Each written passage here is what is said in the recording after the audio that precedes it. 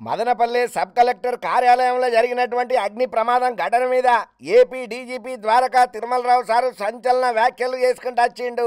CM ఆదేశాలతోని ఘటనా స్థలాన్ని పరిశీలించిన ద్వారకా తిరుమలరావు సారు ఇట్లా ఆఫీసు తగలబడు ప్రమాదం కాదని ఉద్దేశపూర్వకంగా జరిగిన ఇన్సిడెంట్ గా మాకు అనిపిస్తున్నదని చెప్పి AP DGP Dwaraka Tirumalarao sir అన్నాడు. ఇంకోవైపు ప్రమాదానికి షార్ట్ సర్క్యూట్ కారణం అని చెప్పి అంటున్నారు. కానీ అది షార్ట్ సర్క్యూట్ కాదు, ఆఫీసులో షార్ట్ సర్క్యూట్ అయ్యే అవకాశమే లేదు.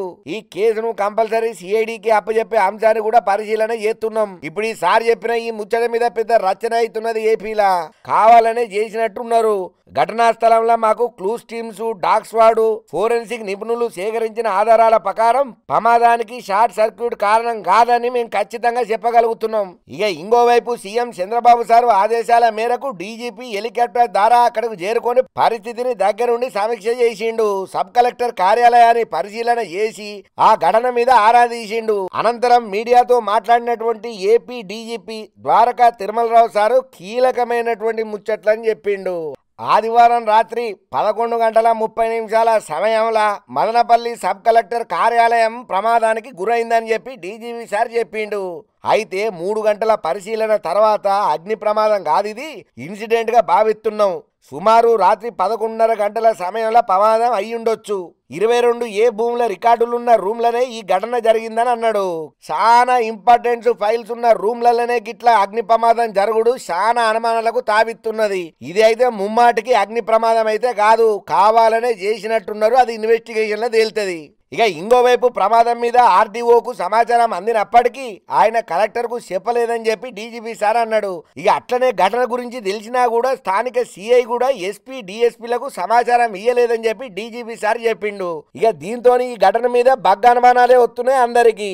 ఈ ఘటనలో రెవెన్యూ, పోలీసు ఉన్నతాధికారుల అలసత్వం క్లియర్ గా కనబడుతున్నది. సబ్ కలెక్టర్ కార్యాలయంలో షార్ట్ సర్క్యూట్ జరిగేందుకు అసలు ఛాన్సే లేదు.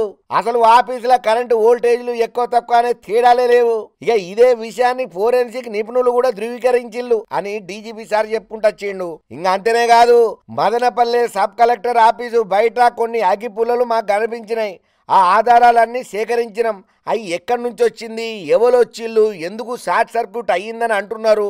అసలు దీని వెనకాల ఉన్న కూపినంతా మేము లాగుతాం, నిజాన్ని నిర్భయంగా బయట పెడతాం. దొంగలు ఎవరైతే ఉన్నారో వాళ్ళను బొక్కలేసుడు పక్కా. కాకపోతే బాధాకరమైన విషయం ఏందనంటే ప్రజలకు వనకొచ్చే అత్యవసరమైనటువంటి మెయిన్ ఫైల్స్ అన్ని గాలబడిపోయినాయి. ఆ ఫైల్స్ తగలబడకపోయి ఉంటే జలగల్లెక్క జనాలను పట్టి పీడించినటువంటి ఎంతో మంది అవినీతి అధికారులు బయటకు వస్తుండే. కావాలనే చేసినట్టు ఈ ఇన్సిడెంట్ చూస్తే క్లియర్ కట్ గా తెలుస్తున్నది. కానీ ఎవరిని వదిలే సమస్య లేదు అని మీడియా ముంగట జరంతా గట్టిగానే చెప్పిండు డీజీపీ సారు. అయితే ఈ అగ్ని ప్రమాదం ఘటన మీద దర్యాప్తునకు 10 బృందాలను ఏర్పాటు చేశామన్నాడు డీజీపీ సారు.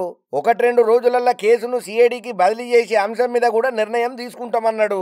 అట్లనే ఈ ఘటనకు సంబంధించి ప్రజల వద్ద ఎలాంటి సమాచారం ఉన్నా కూడా పోలీసులకు తప్పకుండా సమాచారం అందియాలి అని డీజీపీ సారు పబ్లిక్ ని రిక్వెస్ట్ చేసిండు మీడియా ముందర.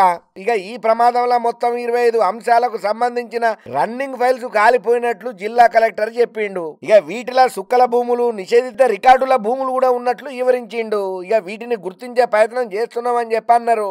ఏదేమైనా కూడా ప్రజలకు వనకొచ్చే ఒక గవర్నమెంట్ ఆఫీసును తగలబెట్టిందంటే వానికి ఎన్ని గుండెలు ఉండాలి. అన్యాయంగా, అక్రమంగా, దారుణంగా, అరాచకంగా ప్రజలకు వనకొచ్చే ఒక ఆఫీసును తగలబెట్టినటువంటి దొంగ బట్టేబాజుగాళ్ళని తీసుకుపోయి బొక్కల దోసి తాడ దెయ్యుండ్రి సారు, మీకు దండం పెడితే కడుపులో తలకాయ పెడితే అని వాళ్ళ గోడు చెప్పుకొని బాధపడుతున్నారు ఆంధ్రప్రదేశ్ పబ్లిక్.